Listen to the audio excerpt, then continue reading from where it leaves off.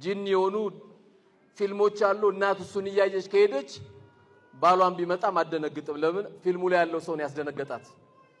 እሱም ሌላ ሴት እያየ ደግሞ ከሆነ አላህ የሐላል ሚስቱ ላይ አይረጋጋም። እያየ ያለው ሌላ ነገር ነው።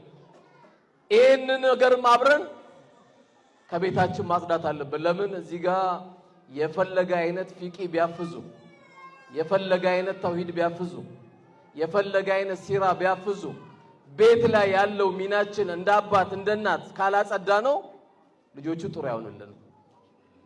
ልጆቻችን ጥሩ የሚሆኑልን ከኡስታዙ ጋር ተባብረን እኛም የራሳችን ድርሻ እኛም የሚመለከተን ስራ ስንሰራ የአጅሩ ተካፋይና እንሆናለን።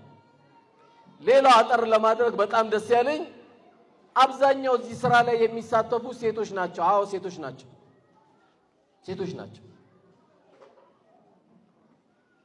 ይሄን ዳዕዋ ለዓለም ላይ